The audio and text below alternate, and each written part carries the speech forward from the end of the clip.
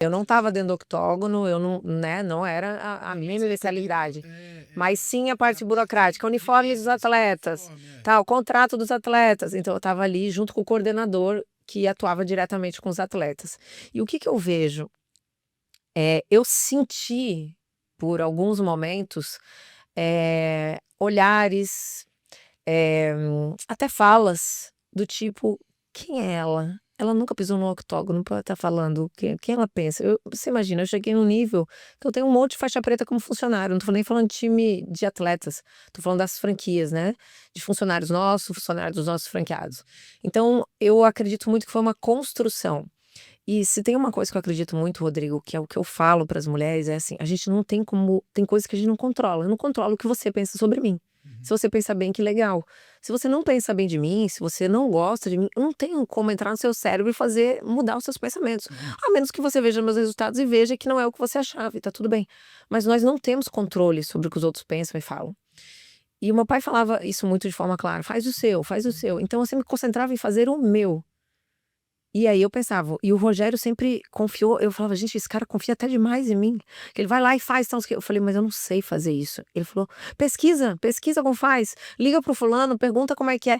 E eu falava: "Cara, que responsabilidade ele tá colocando na minha mão", e eu queria fazer valer ele estar me dando a responsabilidade. Então eu sempre ia atrás para fazer muito bem feito. E obviamente errei várias vezes, mas era nítido, as pessoas viam que eu errava tentando acertar, que eu errava fazendo o meu melhor. Então nesse processo fui para a parte de atletas, mas eu não recuava, sabe, eu não recuava, eu não tinha vergonha de chegar. Eu só perguntava para o Rogério: "É para ir? É para fazer?". Eu ia, sabe, eu ia. Eu falava: "Cara, é simples", porque para mim sempre, como eu vim da faculdade de administração, sempre foram sobre processos. É atleta, era modelo, é uma empresa, é processo, tudo tem que ter processo. E esse ambiente muito masculino, você teve uma rejeição por você ser mulher?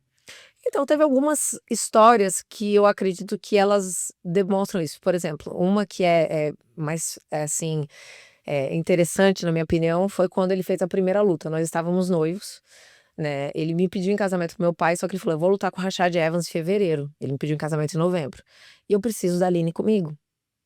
Então ele pediu para meu pai se eu podia ir morar antes de a gente casar. Meu pai disse: "Não, vai e vem, final de semana eu quero ela aqui e tal". Enfim, fui ficar com o Rogério no Rio.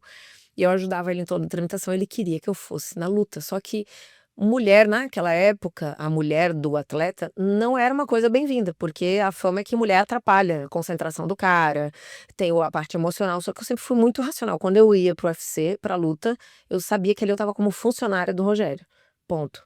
Então, o que que acontecia nas lutas, que essa foi a primeira, né, do Rashad, eu tive que ir meio que escondida, né.